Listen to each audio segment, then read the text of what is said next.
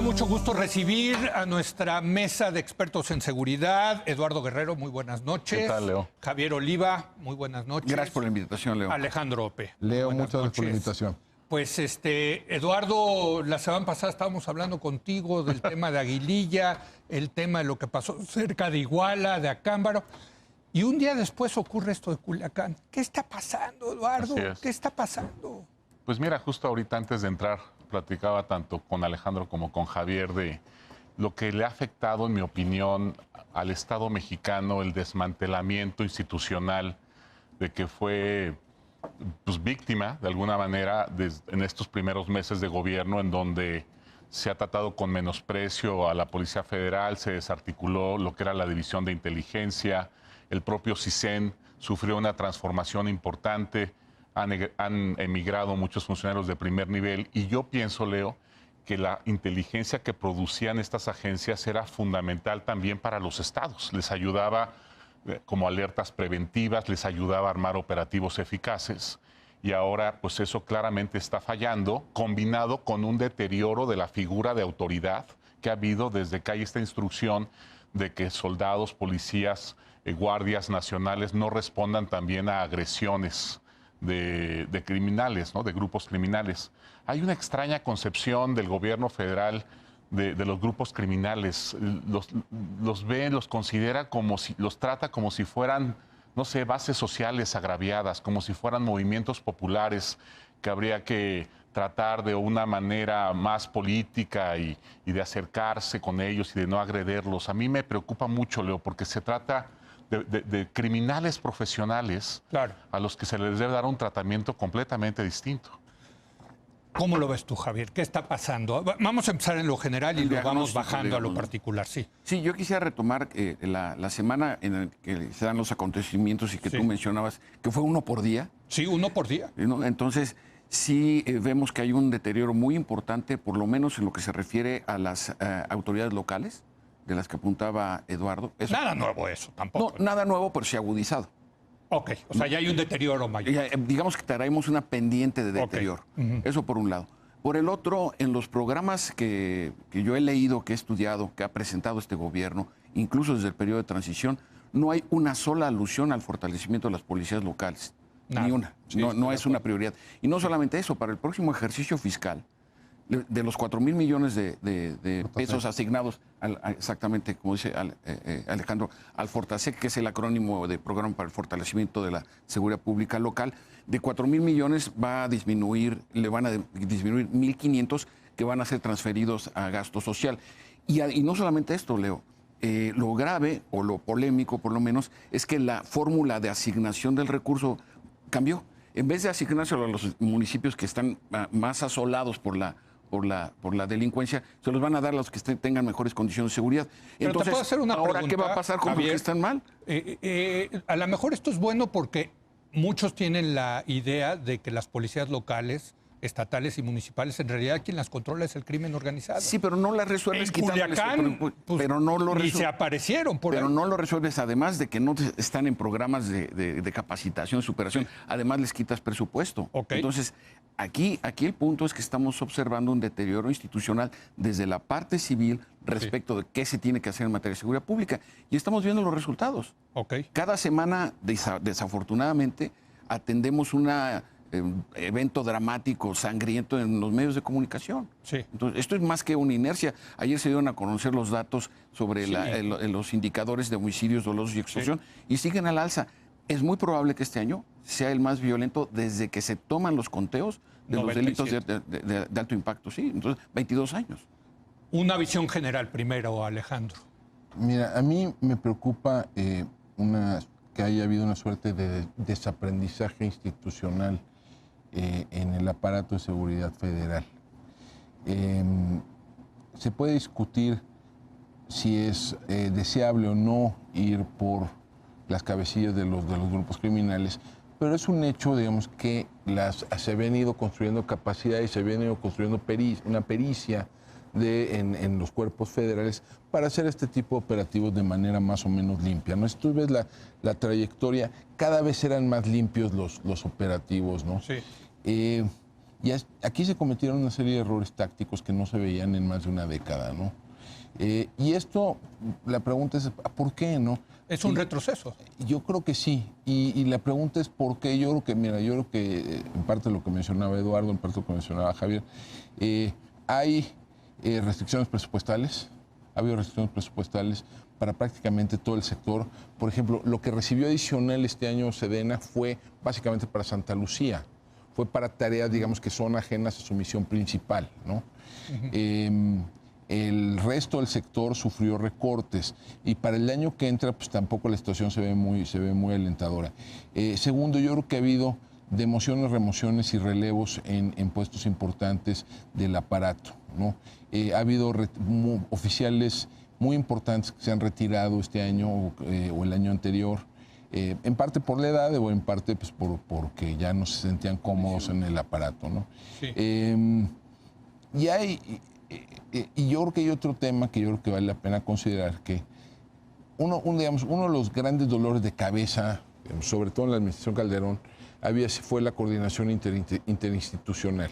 Y eso se empezó a resolver gradualmente con la construcción de grupos interinstitucionales para objetivos específicos.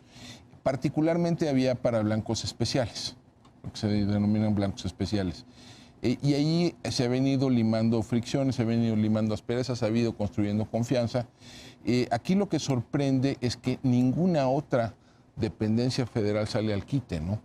Y participa en el operativo de Culiacán. A mí eso me sugiere que estos grupos o estos mecanismos de coordinación interinstitucional están fracturados, ¿no? Y que ha ido creciendo la desconfianza, ha ido agudizando la desconfianza entre dependencias.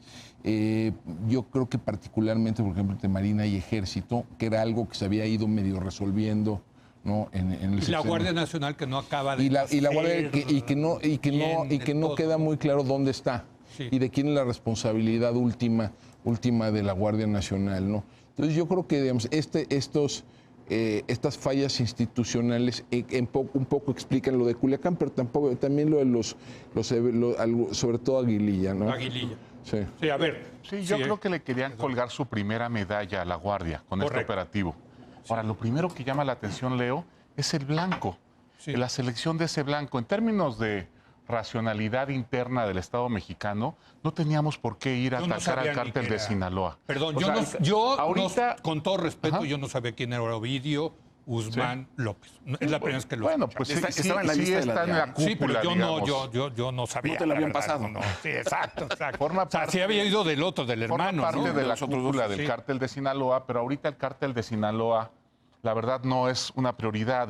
La prioridad es el cártel Jalisco y sus luchas con varios cárteles regionales que están incendiando varias zonas del país. Eso hace creíble la tesis de que fue una petición de una agencia americana. Sí.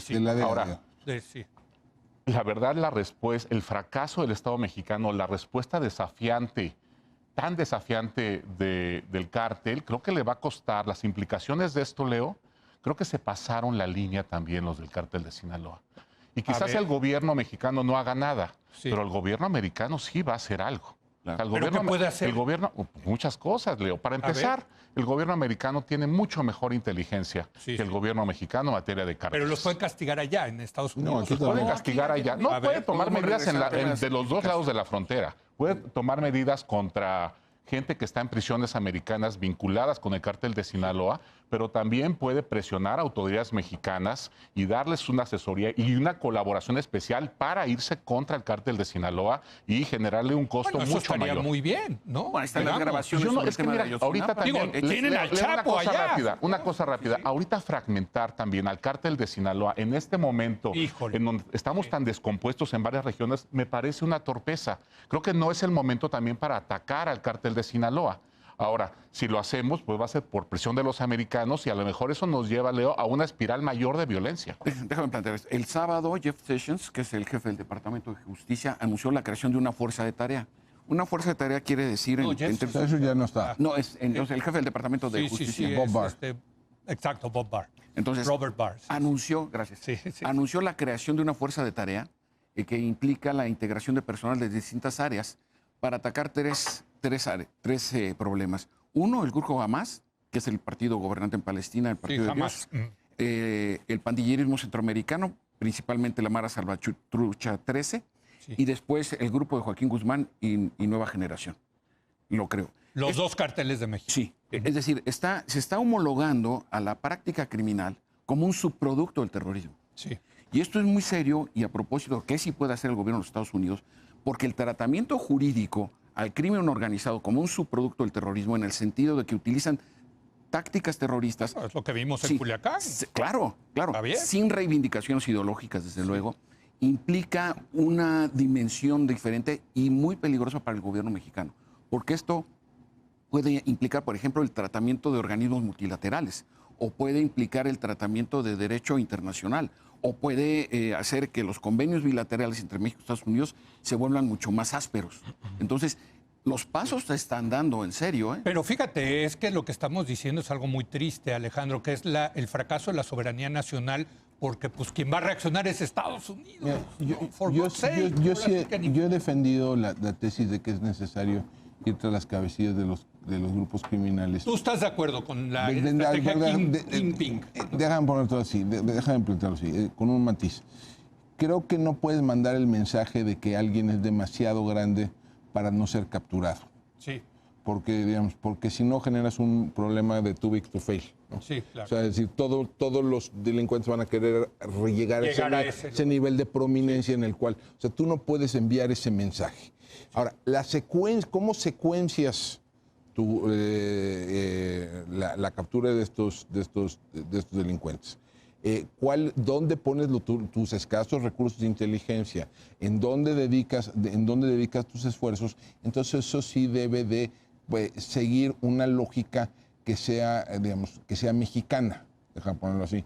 Y entonces a lo mejor la lógica debe de ser cuáles son los grupos que te generan más violencia, no cuáles son los grupos que trafican más droga a Estados Unidos. Que aquí lo mencionábamos en la mesa de ayer, que la caída entre 2011 y 2014 fue por haberle pegado a los Zetas fundamentalmente, que era el cártel más violento. Y digamos, más las caídas, digamos, locales, sobre todo en Chihuahua, Durango y Nuevo León, ¿no? Sí. Pero sí aquí una de las preguntas a indagar sobre este tema es cuál fue el rol de las agencias de inteligencia de Estados Unidos, cómo se está manejando la relación de inteligencia con Estados Unidos, cuál es el canal por el cual esto está pasando, por qué vías. Me da la impresión, se había tratado durante años, se había tratado de medio institucionalizar la relación. El gobierno de Peña Nieto intentó imponer algo que le llamaban la ventanilla única. Que no les gustaba. Y que no funcionó del todo, porque es muy difícil, es realmente muy difícil controlar eso, ¿no? Pero había habido algunos intentos por medio regular, ¿no?, la relación. Aquí me da la impresión de que estamos regresando a un momento en el cual las agencias estadounidenses, particularmente la DEA, va a pescar, sale a pescar, va con la Marina, va con el Ejército, va con Guardia Nacional, va con ahora no Policía Federal, a ver con quién hago el operativo. Sí, a ver, déjenme, antes de irme a la pausa, preguntarles, tú ya empezabas con el tema de las implicaciones para las Fuerzas Armadas, Javier, tú que las conoces bien, pues perdón que lo diga, pero quedó la impresión de que les ganaron, de que en el enfrentamiento entre narcotraficantes y Fuerzas Armadas ganaron los narcotraficantes en Culiacán. No ganaron. Lo que pasa es que cumplieron la orden del presidente de la República de parar en la operación. Son casos completamente diferentes. Pero es algo similar a cuando el presidente salía en la... Pero hubiera habido un baño de sangre. Tiene razón el presidente. Yo creo que hizo bien el presidente en pararlo. No sabemos. Bueno, no lo sabemos. Estaban preparados para contenerlos en ciertas... Eso es pura especulación. Lo que sí es real es que acataron la instrucción del presidente. Ahora, hay una variable muy importante que hay que considerar. El intento de asalto a la unidad habitacional. Sí. No, ese de los militares. Sí, donde viven las familias de los militares. Ese tema sí es muy sensible porque no ya dan otro, como tú dices, es un paso. Es un salto cualitativo negativo, ¿no? Nunca había sucedido algo así. Y entonces sí me parece que estamos viendo a organizaciones criminales que tienen otros criterios, y en este caso está muy claro, asaltaron o intentaron asaltar el cuartel de la Policía Municipal, Sí. las oficinas de la Procuraduría del Estado. Entonces, sí vemos que hay una problemática mucho más. Pero ¿cómo quedan las Fuerzas Armadas? Mira, Javier, ¿cómo quedan? Porque estoy de acuerdo, tú dices, bueno, ellos cumplieron la orden de su comandante en jefe y se retiraron. Pero la percepción es que perdieron. Javier, la percepción es que perdieron. O sea, perdieron en el sentido que no los dejaron actuar. Mira, Bueno, de todos los de que el funcionarios... operativo fue fallido y que se iba a armar una matachina funcionarios, ahí. Leo, de todos los funcionarios, el único que ha salido a decir la verdad fue el secretario de la Defensa y dijo, este operativo estaba planeado y instrumentado. Ha sido el único que ha reconocido eso. Y entonces sí me parece que de la otra parte de los civiles, bueno, dieron hasta 6 versiones de los acontecimientos. No, es un desastre. Bueno, por eso, entonces sí me parece... Veamos Pero el acompañamiento. Esto quiero pensar que cae muy mal en las Fuerzas Armadas. Desde luego que es un aspecto... Que vayan por tu familia es ser espantoso. No, porque además ¿cómo trabajas? Pues sí. Sirviéndole a la nación, ¿no? Exacto. Entonces, sí es importante señalar, porque este es un aspecto que va a obligar, obviamente, a que en los próximos operativos... Mira, ha habido 14 operativos exitosos en lo que va de la administración, entre ellos la detención de Massari, el Carrete. Por ejemplo, detuvo el ejército, que era el jefe de Guerreros Unidos. Es decir, de los rojos. Sí, de los rojos. En este sentido, si hay un operativo, en este caso fallido, tampoco lo podemos generalizar. No. A ver, ¿cómo quedan las Fuerzas Armadas antes de irnos al... Yo creo que muy molestas al interior. Muy molestas. Han salido videos muy raros ahí, ¿no? Déjame poner esto así.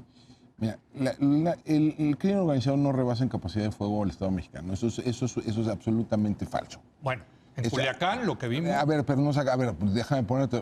O sea, el crimen organizado no tiene helicópteros artillados, no tiene aviones caza, no tiene artillería. O sea, no rebasa en capacidad de fuego al Estado mexicano. Okay. Eso hay que ponerlo claro. Rebasó tácticamente a las fuerzas involucradas en el operativo, sin duda, ¿no? En parte por decisiones tomadas por los civiles. Sí. ¿No? Okay. Sí. A ver, aquí hay una pregunta aquí irresuelta. ¿Quién ordenó el operativo? ¿Quién lo avaló? ¿Cuándo lo avaló? O sea, a ver, en la reunión del 3 de... Esto sucedió la semana pasada, del jueves. A las 6 de la mañana, en el Gabinete de Seguridad, ¿se discutió el operativo, sí o no? Yo quiero pensar que sí. O sea, a ver, porque lo que han venido haciendo... Yo creo que tenían la bendición del presidente. Bueno, la aprobación, todavía no veo a nadie que le haga esa pregunta obvia. ¿Usted conoció el operativo antes de que... buena pregunta. Antes de que se... ¿Y lo aprobó, sí o no? Porque lo que han venido a decir es que el presidente no tomó la decisión, digamos, del desenlace, ¿no? De la liberación de Ovidio, que fue el gabinete. Sí. Y los civiles han tratado de zafarse de la responsabilidad. Yo creo que eso sí es un problema de fondo, déjame ponerte, sí, es un problema de fondo en la relación entre civiles y militares, ¿no? O sea, a ver, ¿cómo quedan las Fuerzas Armadas, Eduardo, en esto? Pues muy mal, porque ya les perdieron el respeto, Leo.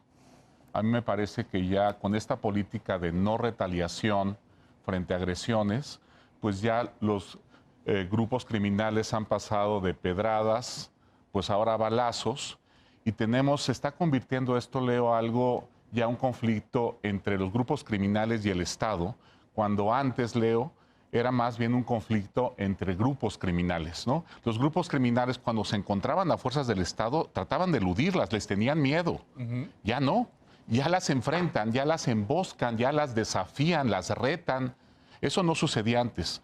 El hecho de que se haya hecho tan evidente el control del grupo criminal de Culiacán, del Estado, porque todo el mundo rumoraba, sabía que ahí era muy poderoso el cártel de Sinaloa. No, pero una cosa es esa, Leo, el rumor, y otra cosa es verlo en videos, verlo en los mensajes que recibimos ese día. Se hizo evidente la superioridad de los sicarios, de la inteligencia del crimen organizado, porque trabajaron con inteligencia y tuvieron un despliegue y una respuesta táctica como yo no me la imaginaba tan sofisticada.